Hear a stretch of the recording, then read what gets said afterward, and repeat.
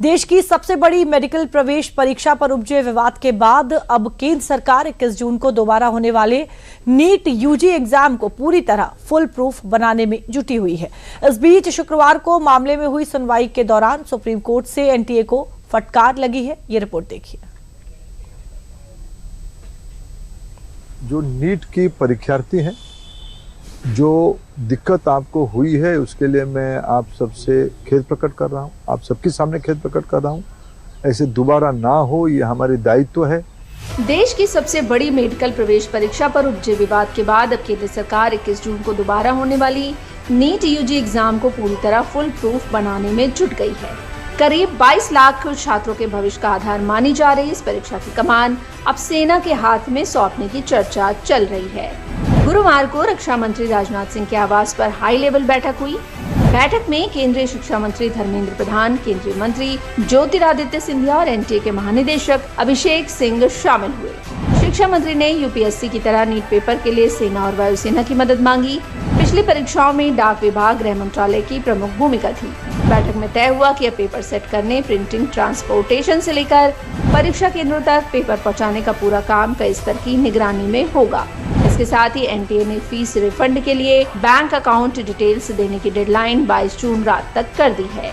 रक्षा मंत्री जी के साथ हम दोनों गए थे, ज्योतिरादित्य जी और हम, कि इस बार की जो ट्रांसपोर्टेशन की दायित्व एयरफोर्स करना चाहिए। ये होता था नॉर्मल रूट में, कहीं जगह पे नॉर्मल एविएशन पे होता था, एविएशन रूट पे होता था, कई जगह पे बाय ऑन रोड होता था। हमें संभावनाओं को, चैलेंज की संभावनाओं को, कॉम्प्रोमाइज की संभावनाओं को मिनिमाइज करने के लिए, जीरो करने के लिए हमने एयरफोर्स की मदद ली। एयरफोर्स की एक हमारे देश में एक बड़ा ताकत रखता है। नीट यूजी पेपर लीक के मामले ने पूरे देश को हिलाकर रख दिया है। एक ओर सरकार री नीट की पुख्ता तैयारियों में लगी है, वहीं पेपर लीक से देश के लाखों बच्चों के भविष्य से हुए खिलवाड़ के मामले पर शुक्रवार को नेशनल टेस्टिंग एजेंसी यानी एनटीए को देश के सुप्रीम कोर्ट की ओर से कड़ी फटकार पड़ी है। सुप्रीम कोर्ट ने एनटीए से पूछा कि ये गड़बड़ी कैसे हुई।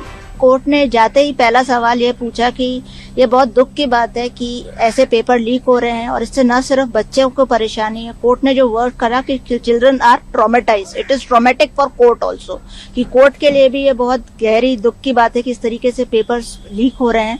कोर्ट ने कहा कि सिर्फ बच्चे ही नहीं, उनके साथ उनके माता पिता, टीचर्स, अभिभावक सब परेशान रहते हैं। सुप्रीम कोर्ट ने एनटीए से ये सवाल भी किया कि यूपीएससी तो आपसे बड़े पैमाने पर परीक्षा करवाता है, वहां कभी पेपर लीक नहीं हुआ। कोर्ट ने कहा एनटीए को उनसे सीखने की जरूरत है। केस की सुनवाई कर रहे जस्टिस नरसिम्हा ने शिक्षा मंत्रालय से नीट यूजी परीक्षाओं की जांच प्रक्रिया का ब्यौरा मांगा है। केंद्र और एनटीए को अपनी कार्य योजना पेश करने के लिए 6 सप्ताह का समय दिया गया है।